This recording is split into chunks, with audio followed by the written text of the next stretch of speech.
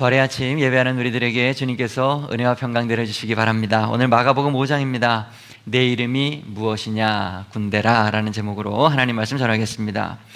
예수님께서는 갈릴리 바다의 그 풍랑을 잠잠케 하신 직후에 이제 배를 타고 건너편으로 건너가셨습니다. 유대 땅이 아닌 그곳은 이방 지역이었습니다. 거라사 지방이었는데요. 우상 숭배가 만연했던 지역이었고 이방 문화가 가득했던 그런 동네였습니다. 오늘 본문에 돼지떼가 나오는데 이 자체가 그 땅이 이방 땅이라는 것을 증거합니다. 유대인들은 율법에 따라서 이 돼지라고 하는 동물을 부정하게 여겼죠. 돼지를 싫어했습니다. 돼지를 기르지도 않을 뿐만 아니라 돼지고기를 먹지 않는 것이 이제 히브리 민족들이죠. 그런데 지금 이 거라사인들은 반대입니다. 이들에게 있어서 돼지는 주식입니다. 식생활에 있어서 아주 중요한 비중을 차지하는 게 돼지였고요. 경제적 가치가 굉장히 높은 게 돼지였어요. 그래서 이들은 돼지떼를 대규모로 크게 이제 사육하는 그런 동네였던 것입니다.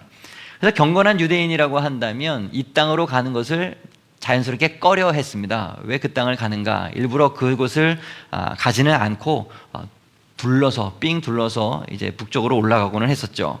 근데 오늘 본문 말씀을 보면 예수님께서 일부러 그곳을 가시는 것을 알 수가 있습니다. 모든 유대인들이 꺼려하는 그곳에 예수님께서 일부러 가셨다. 왜 그랬을까요? 거기에 바로 오늘 본문에 이제 주인공 중에 하나인 귀신 들린 한 사람이 있었기 때문입니다. 사람들에게 버림받고 공동체로부터 끊어지고 무덤 사이에 살아가던 그 사람, 예수님께서는 갈릴리 바다를 건너서 그 한 사람을 위해서 그곳에 지금 가시고 계신 거예요. 성경은 이 사람의 상태를 매우 처절하게 아주 비참하게 묘사를 합니다. 오랫동안 옷을 입지 못했다고 말을 하고 있고 집에서 거하지 못했다고 말하고 있고 무덤 사이에 살고 있다고 말을 합니다. 쇠사슬로 묶어도 그를 제어할 수가 없고 그것을 끊어버렸다고 말하고 있죠. 그리고 자기의 몸을 자해했다고 했습니다. 아마도 이 사람은 온몸이 피투성이었을 것입니다. 살았지만 죽은 것과 똑같은 그런 인생이었겠죠. 사람은 사람인데 귀신의 지배를 받고 있는 사람인 겁니다. 귀신에게 장악된 사람인 거죠. 다른 사람도 그를 막지 못하지만 자기도 자기 스스로를 제어하지 못하는, 자기를 통제하지 못하는 그런 상태인 거예요. 자유가 없는 사람이죠. 자유를 뺏긴 겁니다. 귀신이 끌고 가는 대로 끌려가는 인생인 것이죠. 밤에 잠을 자고 싶은데 잠을 잘 수가 없어요. 귀신이 가만두지 않기 때문이죠. 그래서 밤에 깨어 이곳저곳을 소리 지르면서 돌아다닐 수밖에 없습니다. 말하고 싶지 않지만, 잠잠하고 싶지만 그것도 안 되는 거예요. 입에서 자꾸 소리가 나오는 것입니다. 괴함이 질러지는 것입니다. 악담이 나오고 저주가 나오고 나도 모르는 말을 하는 것이 이 사람의 상태였던 것입니다. 여러분, 이 사람이 누구예요? 이 사람은 누구를 상징하는 것입니까? 바로 하나님 없이 사는 인생의 초상이라고 할 수가 있겠습니다. 이 귀신 들린 사람, 사람들이 자신을 묶고 있는 쇠사슬은 풀렸을지 몰라도 그는 절대로 자유인은 아니었던 거예요. 여러분, 하나님이 없는 자유는 자유가 아닙니다. 그것은 결박이라고 하는 것입니다. 이 세상에서 가장 불행한 사람이 누구일까요? 내가 살아가고 싶은 대로 삶을 살지 못하는 사람이 아니겠습니까? 오늘 아침에 우리 자신을 좀 가만히 돌아보기를 원합니다. 여러분은 어떠십니까? 여러분은 자기 통제가 잘 되는 분이십니까? 밤에 자고 싶을 때 잘 주무십니까? 내가 무언가 멈추고 싶을 때 그것을 멈출 수가 있으십니까? 내 인생을 내 마음대로 그렇게 통제하면서 절제하면서 그렇게 살아갈 수 있는 그런 여러분의 삶이십니까? 인간다운 삶이라고 하는 것은 자유가 있어야 합니다. 다른 무언가의 지배가 되면 그건 자유로운 자유인의 삶이 아니죠. 노예나 똑같은 종과 같은 삶이 아니겠습니까? 우리가 예수님을 믿은 후에 가장 큰 축복은, 예수님을 믿고 우리에게 주어진 가장 큰 축복은 자유라고 하는 것이죠. 예전에 마귀의 종노릇 했던 우리가 이제 모든 것에서부터 풀려나서 자유함을 얻게 되었죠. 요한복음 8장 32절, 진리를 알지니 진리가 너희를 자유케 하리라. 예수님이라고 하는 그 고귀한 진리를 발견하게 되면 어느 순간 우리를 묶고 있던 거짓된 것들로부터 우리는 자유할 수 있게 되는 것입니다. 예수님께서 우리들에게 주신 최고의 선물, 이것은 자유인 것이죠. 예수님께만 사로잡히면 다른 어떤 것이 우리를 얽매일 수가 없죠. 다른 어떤 것들이 우리들에게 무거운 짐으로 우리를 억압할 수가 없습니다. 모든 얽매임으로부터 해방이 되고 우리들의 인생을 내 스스로가 통제할 수 있게 되고 모든 것이 정상으로 돌아오게 되죠. 이 예수 믿는 사람의 이게 이제 특권이라고 할 수가 있습니다. 예수 안에서만 참된 자유를 누릴 수 있는 여러분 되기를 주님의 이름으로 축복합니다. 본문으로 돌아가서 3절과 4절 말씀을 보도록 하시죠. 그 사람은 무덤 사이에 거처 하는데 이제는 아무도 그를 쇠사슬로도 맬 수 없게 되었으니 이는 여러 번 고랑과 쇠사슬에 매어서도 쇠사슬을 끊고 고랑을 깨뜨렸음이로라. 그리하여 아무도 그를 제어할 힘이 없는지라.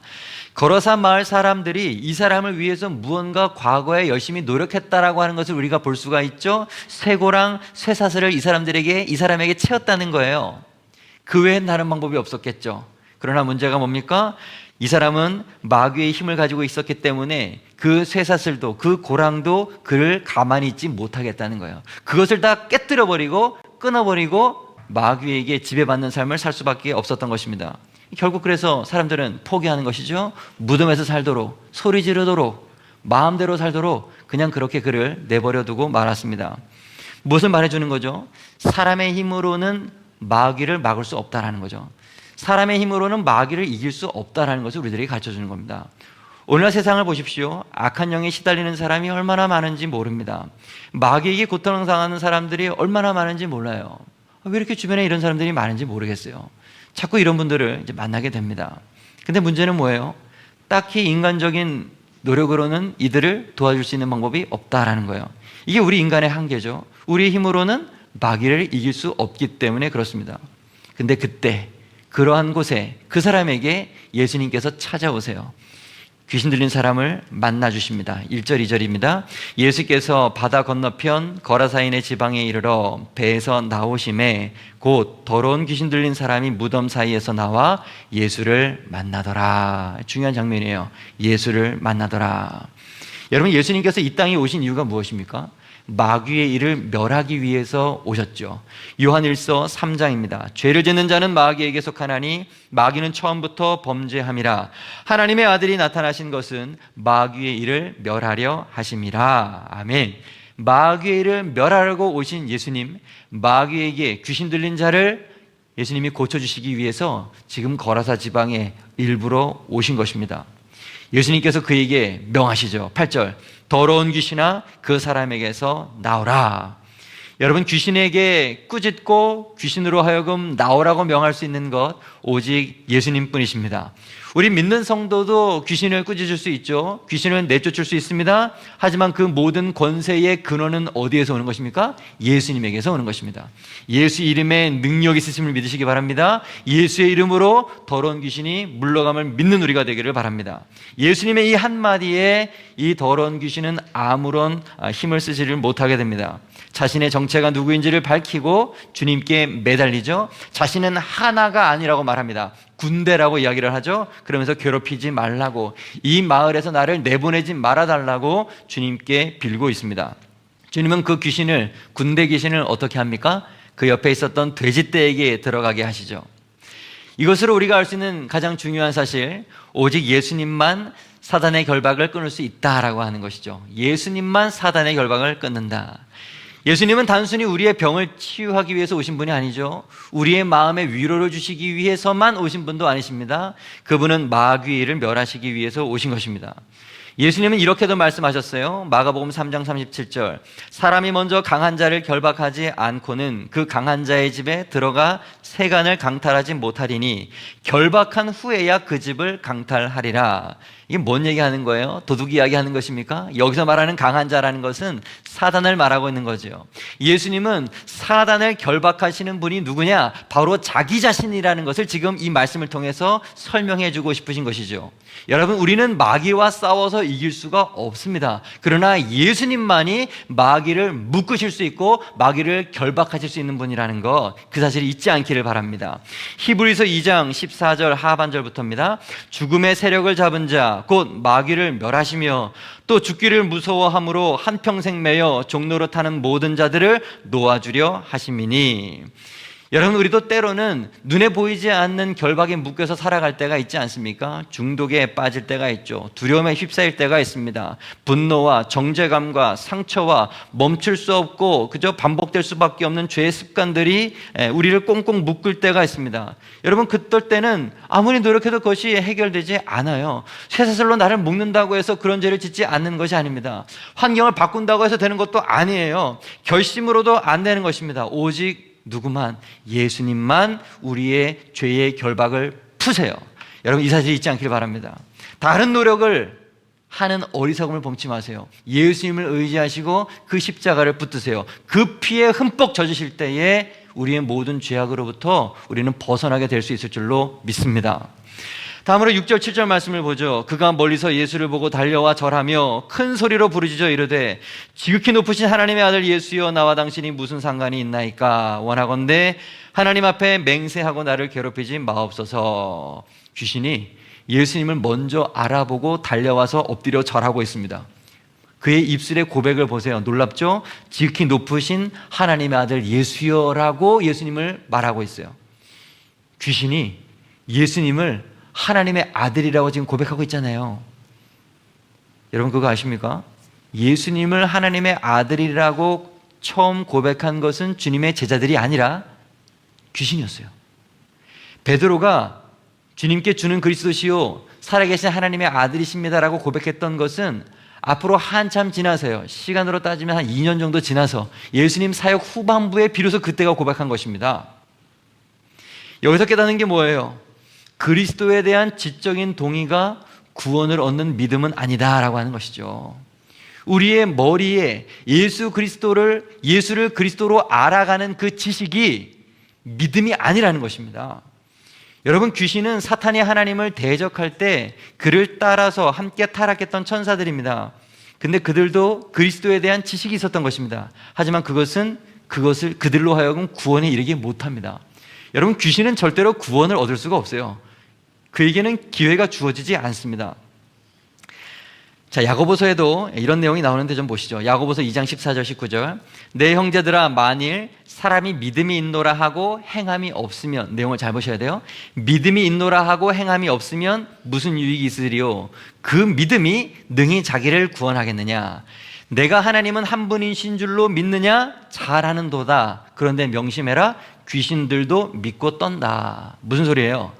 지금 야고보가 행함이 없는 믿음에 대해서 꾸짖고 있잖아요. 그러면서 당시 어떤 사람들이 있었느냐 하면, 나는 지금 하나님 잘 믿고 있습니다, 나는 교리적으로 바른 것을 알고 있어요 라고 말하는 사람들이 있었다는 거예요. 나는 괜찮아, 많은 지식을 가지고 있었기 때문에 나는 구원을 얻었어 라는 사람이 있었다는 거예요. 그들을 향하여서 지금 말하는 거죠.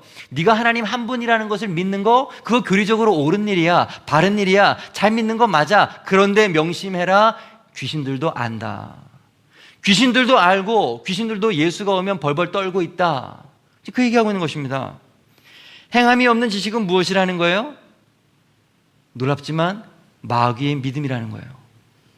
다시, 행함이 없는 믿음이 귀신의 믿음이라는 것입니다. 말씀을 잘 보세요.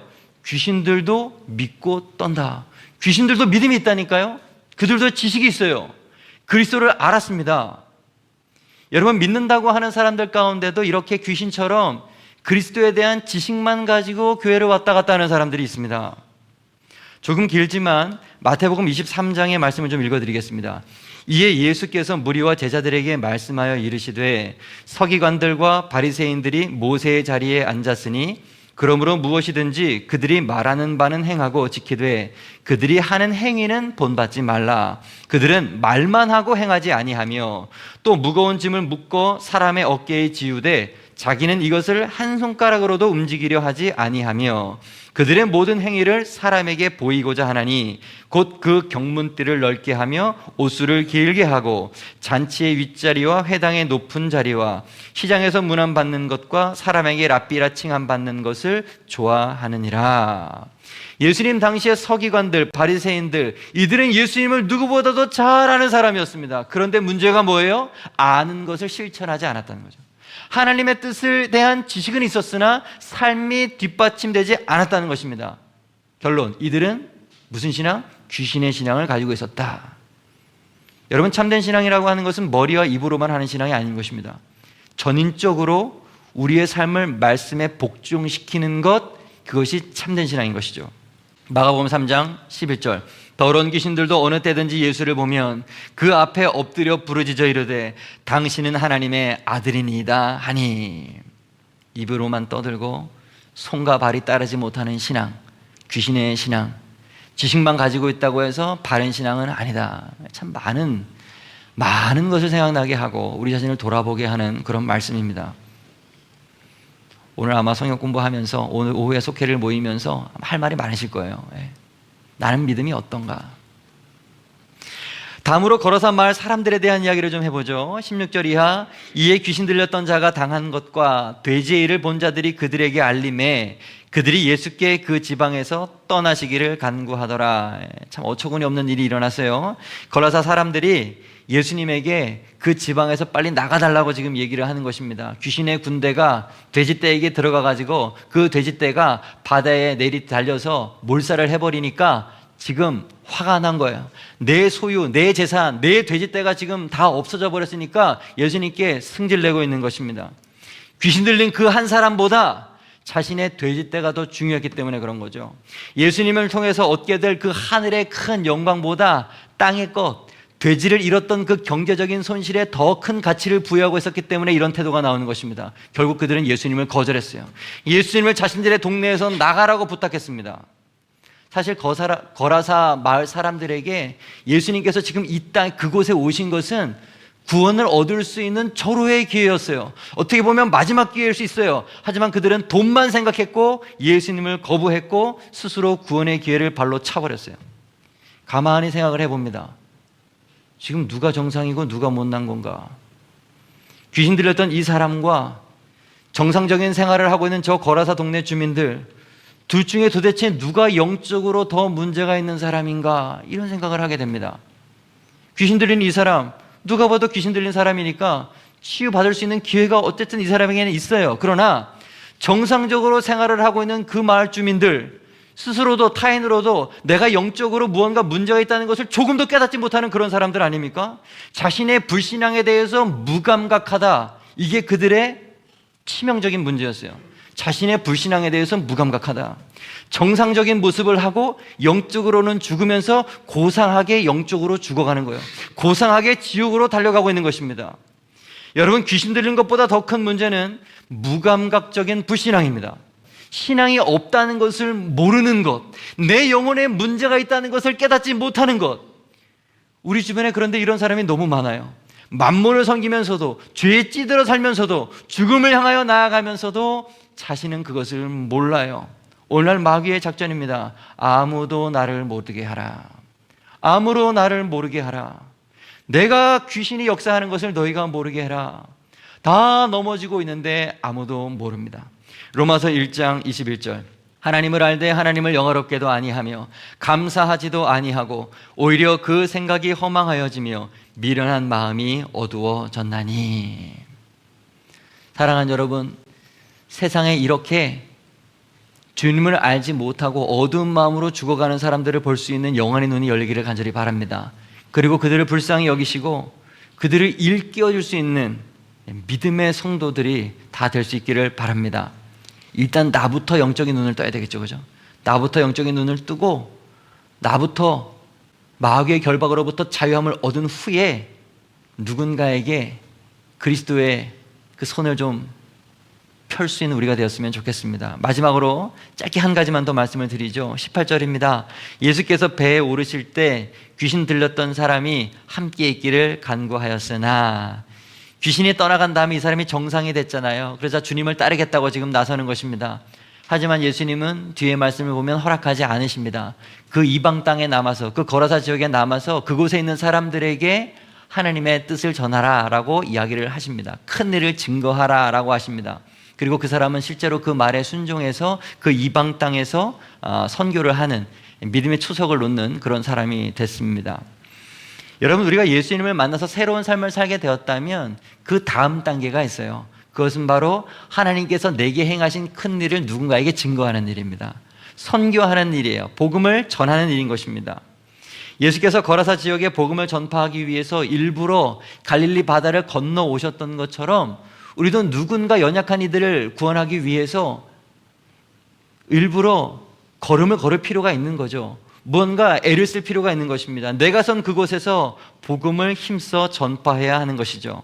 변화된 자의 할 일은 예수님을 증거하는 것입니다. 그러기 위해서는 일단 앞에서도 말씀을 드렸지만 내가 먼저 변화가 되어야 되겠죠. 마귀의 결박을 끊어버리고 나부터 자유인이 되면 우리 주변에 나를 잘 아는 사람이 먼저 그것을 알게 될 것입니다. 가장 가까운 나의 가족부터, 나의 가장 친한 친구들부터 알게 될 거예요. 여러분, 하나님을 증거하는 일은 입술로만 하는 것은 아닙니다. 우리의 삶을 통하여서 자연스럽게 증거가 되는 것이죠. 그리스도의 향기가 드러나게 되는 것이죠. 우리 주변 사람들이 알아챌 수 있을 정도로 예수님께 정확하게 붙들려서 변화되는 우리 새생명 배단위의 모든 성도 되기를 다시 한번 축복합니다. 자, 오늘 말씀 정리하겠습니다. 내 이름이 무엇이냐? 군대라. 첫째, 하나님 없는 자유는 자유가 아닙니다. 그것은 그저 결박일 뿐입니다. 두 번째, 오직 예수님만이 사단의 결박을 끊을 수가 있습니다. 세 번째, 그리스도에 대한 지적인 동의가 구원을 얻는 신앙은 아닙니다. 지식으로 구원을 얻는 것이 아니에요. 네 번째, 귀신 들린 것보다 더 큰 문제는 무감각적인 불신앙이다. 다섯 번째, 변화된 자의 할 일은 예수를 증거하는 것입니다. 증거하는 삶이 변화되었다라고 하는 증표죠. 나는 오늘 어떻게 이 땅을 살아가고 있는가? 나의 모습은 무엇인가? 내가 무언가에 매여 있고 결박당하고 있는 것은 아닌가? 예수 안에서 참 자유를 누리는 우리가 되어야겠습니다. 기도하겠습니다.